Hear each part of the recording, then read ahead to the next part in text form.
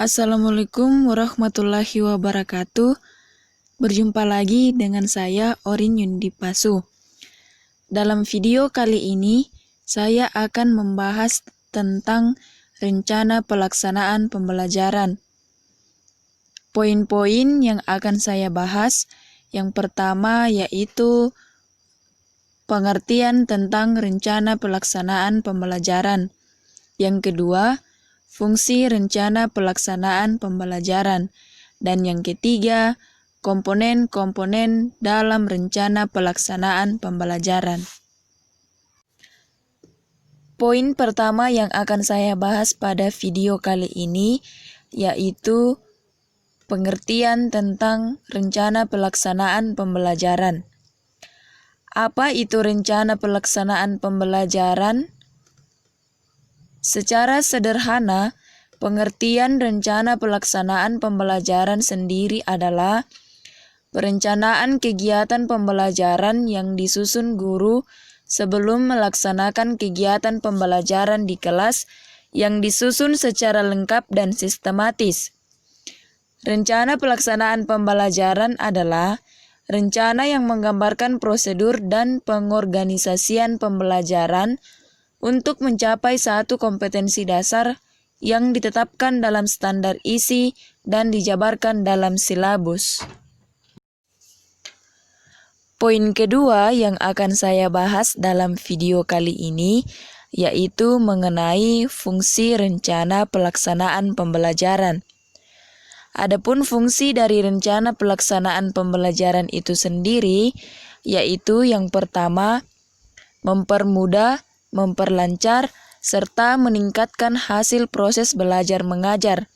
Yang kedua, dengan menyusun rencana pembelajaran secara profesional, sistematis, dan berdaya guna, maka guru akan mampu melihat, mengamati, menganalisis, dan memprediksi program pembelajaran sebagai kerangka kerja yang logis dan terencana.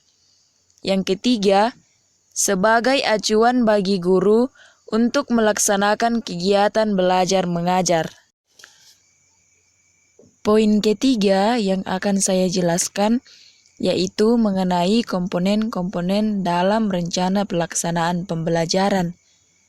Komponen-komponen ini saling berkaitan antara satu dengan yang lainnya dan memiliki fungsi yang sangat penting.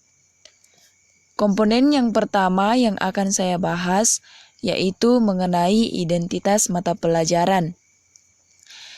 Dalam komponen ini meliputi mata pelajaran, satuan pendidikan, kelas, semester, program atau program keahlian, mata pelajaran atau tema pelajaran, dan jumlah pertemuan.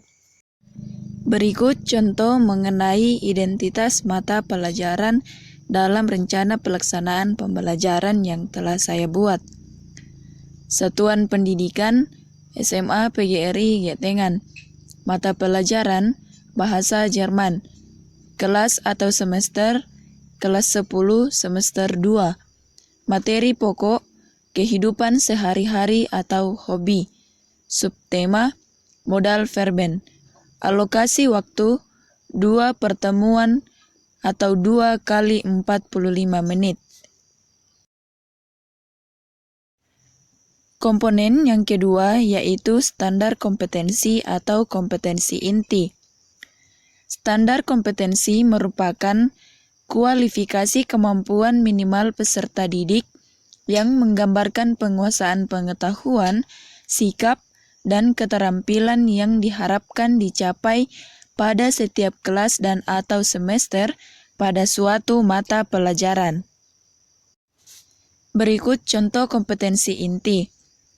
Kompetensi inti yang pertama, menghayati dan mengamalkan ajaran agama yang dianutnya. Yang kedua, mengembangkan perilaku jujur, disiplin, tanggung jawab, peduli, santun, ramah lingkungan, gotong royong, kerjasama, dan menempatkan diri sebagai cerminan bangsa dalam pergaulan dunia, dan selanjutnya. Komponen yang ketiga yaitu kompetensi dasar.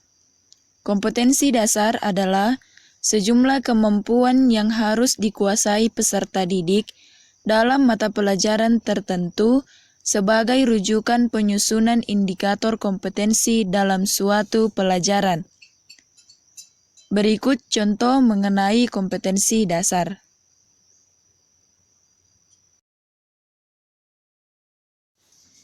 Komponen yang keempat yaitu indikator pencapaian kompetensi. Indikator kompetensi adalah perilaku yang dapat diukur dan atau diobservasi untuk menunjukkan ketercapaian kompetensi dasar tertentu yang menjadi acuan penilaian mata pelajaran. Indikator pencapaian kompetensi dirumuskan dengan menggunakan kata kerja operasional yang dapat diamati dan diukur, yang mencakup pengetahuan, sikap, dan keterampilan. Berikut contoh mengenai indikator pencapaian kompetensi. Komponen yang kelima yaitu tujuan pembelajaran. Tujuan pembelajaran menggambarkan proses dan hasil belajar yang diharapkan dicapai oleh peserta didik sesuai dengan kompetensi dasar. Berikut contoh mengenai tujuan pembelajaran. Yang pertama, peserta didik dapat mengetahui ungkapan persetujuan atau ketidaksetujuan dalam suatu kata.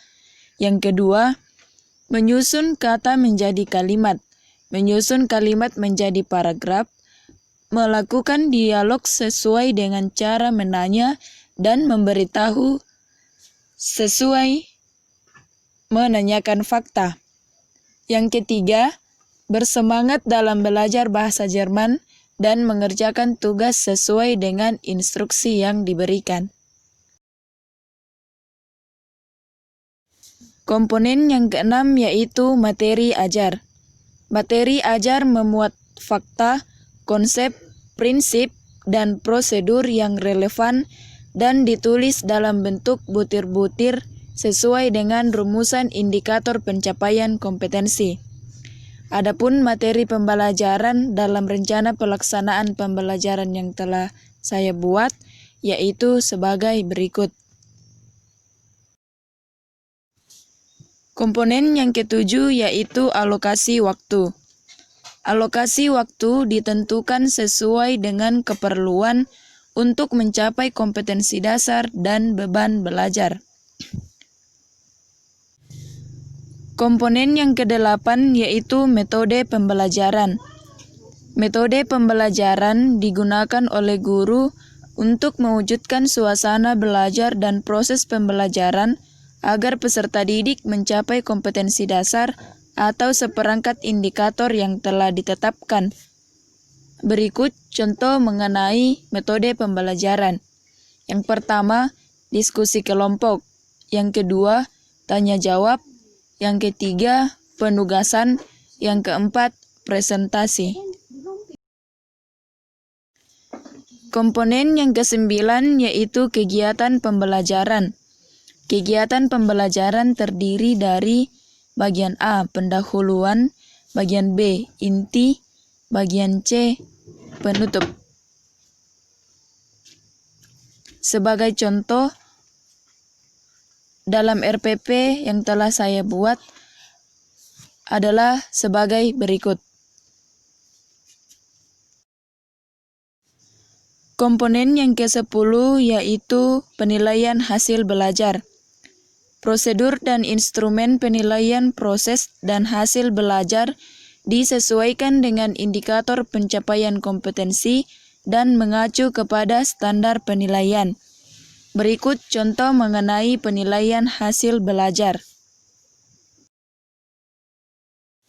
Komponen yang ke-11 yaitu sumber belajar. Penentuan sumber belajar didasarkan pada standar kompetensi dan kompetensi dasar, serta materi ajar, kegiatan pembelajaran, dan indikator pencapaian kompetensi. Berikut mengenai sumber belajar. Yang pertama, Deutsch ist einfach. Yang kedua, Freizeitaktivitäten. Yang ketiga, internet.